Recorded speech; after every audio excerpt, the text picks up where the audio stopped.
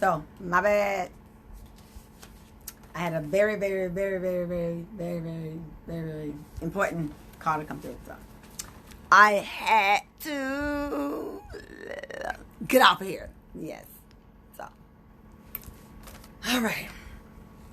I think where I stopped off at, because I'm recording this too as well, but I think where I stopped off at the PPP. I think somebody was asking me about when I was doing the 8 things to have for the PPP, and that was the application, your average monthly payroll cost. Your average monthly payroll cost. See, everybody want to call me right now. Oh my God. Okay, I'm not going to get off right now because I just got back on, but 2 was your average monthly payroll cost. 3 was your 2019 proof of payroll cost. That was number 3. Okay. 4 was proof of ownership. 5 was the email address for every owner that owns 20% or more of the business. Then you had to have 6 was your deposit information for the bank. Proof of business is number 7. Operation and authority. And then you had to have your status with the Secretary of State. That's if you are LLC and corporation. But if you are self-employed or whatever like that, 1099, a contractor, then you don't have to have it done with the Secretary of State. Okay? And then you have to have your ID, government issued ID, which can be a driver's license or your passport. Okay, that's for all owners that own more than 20% of the business. So that's where I stopped at there, but because I had to get off, so I'm sorry, you guys.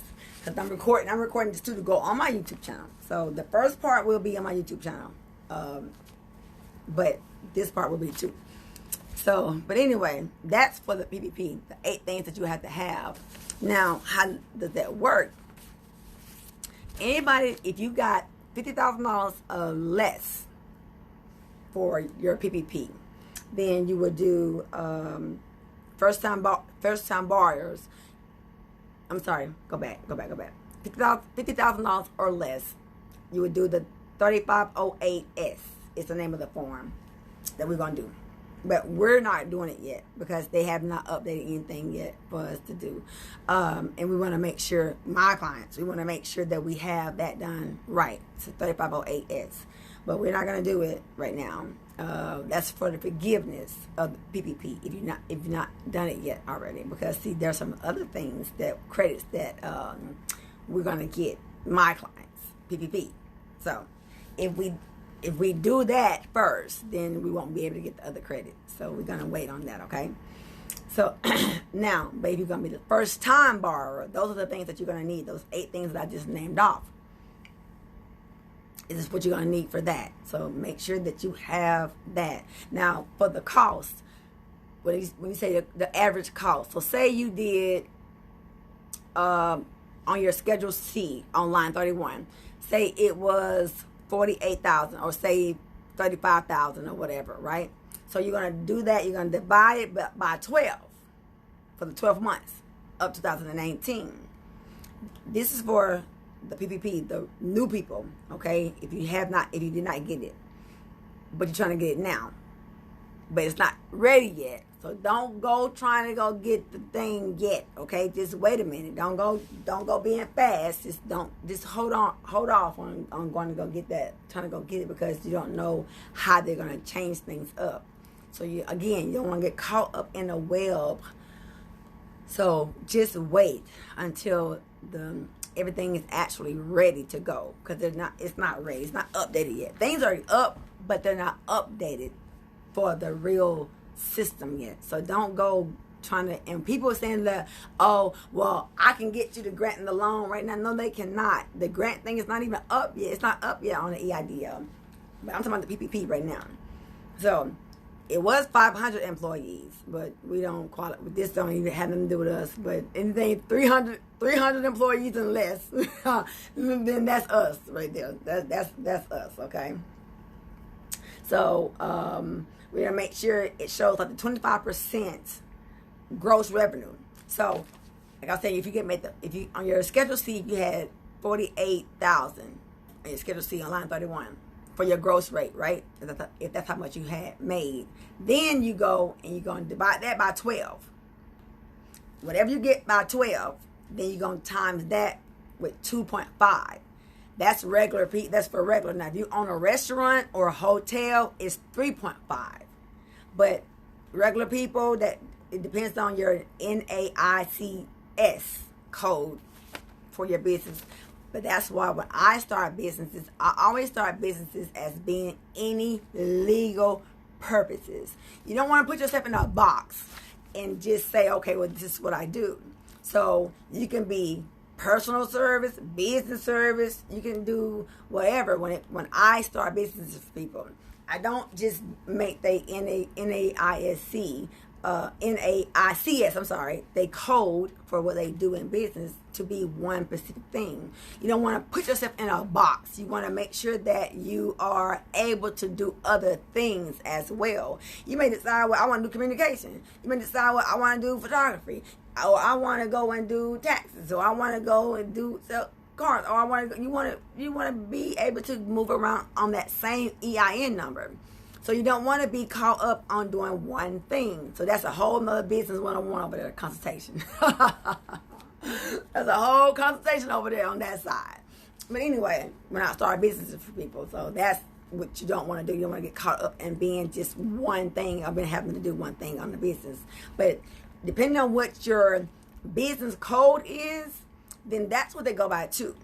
They go by that too. You know, your business code, what your business actually doing, and if it was really impacted by, you know, code that 19. So this is going on my YouTube, so that 19. So you want to make sure that you make sure your business can be impacted by that with payroll.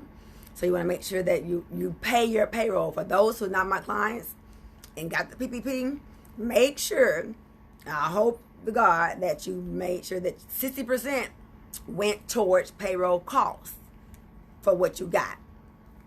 Payroll costs, mortgage, bills for the business. You make sure that, because they going to want to see what you spent it on. You're going to have to show proof from your bank account that it was in, that it got deposited in of what you spent it on, okay? So you make sure you got to make sure that my folks is good, but I'm just talking about for the ones who are not my clients. So you got to make sure that, you spent it the way it's supposed to be spent. Even with the EIDL, you got to make sure that it was spent on payroll, with things that it's supposed to be spent on for the business, okay? There were stipulations when it came to that. So you got to make sure that everything is done in order and properly. So that's why I be trying to tell people, you got to get together, get together, okay? But, so for the new PPP round 2, just make sure that you have those things, those 8 things that I just said. I'll repeat those over again.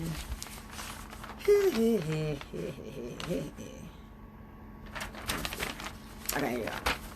You're going to have the application, the average monthly payroll cost. You want to make sure that you have that. You want to make sure that you have the 2019 proof of payroll costs. Your proof of ownership.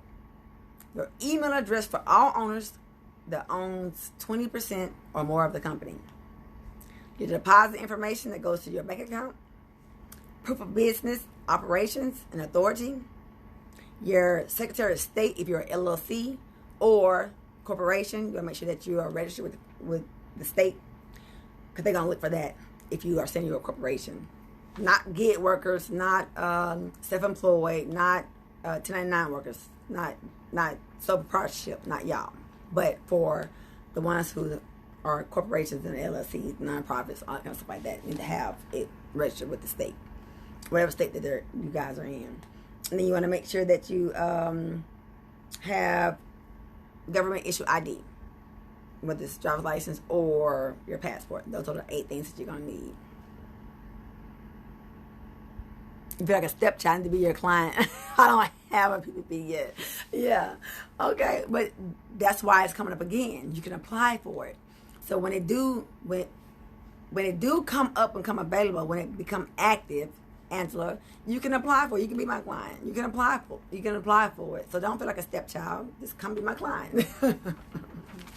And you will get these things and know these things then, okay?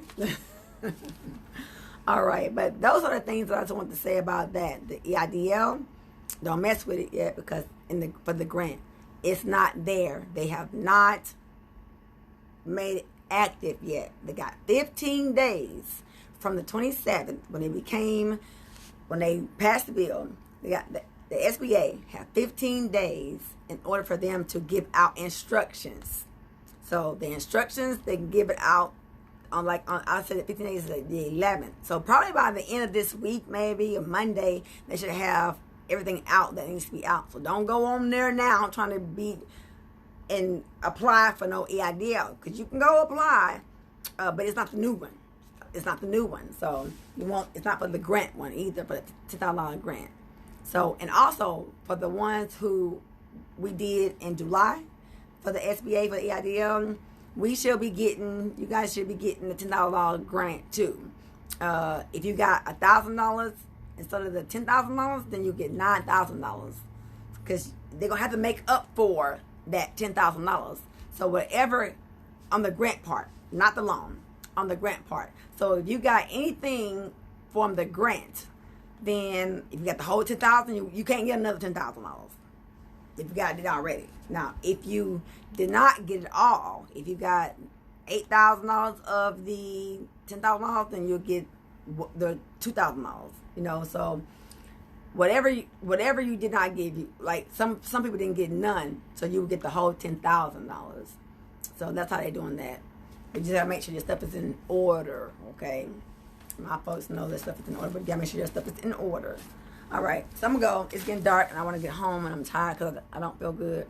But I still want to make sure you guys know exactly what's happening and what's going on. I will keep you guys posted as much as possible. Like I said, follow me on YouTube channel. I will be on there a lot, trying to make sure that you guys know. And as soon as it become active and everything get the popping off, you guys know that I will let you know that too. As far as tax-wise, y'all know I just posted up that taxes go in on the 25th of January, but my software goes in on the 11th. Starts going on the 11th of January. The first drop is supposed to be February the 5th. Supposed to be, but there will be delays because of the stimulus checks that they had to put out. So, it's going to be some delays on that. They do not have a non-filer for the ones who did not file taxes and did not get their first stimulus check. They do not have a non-filer thing up there right now yet for you to go in and do your information for not filing. If you have not filed your tax return for 2019 or 18, they're going by 18 and 19. So if you have not filed for those years and you didn't get the stimulus for the first time, and then even for this time right here now round, they don't have it. They don't have it up for you to do the non-file like they did before. So when it comes available too, I'll let you guys know that too as well. All right. I'll talk to you guys later. Peace out.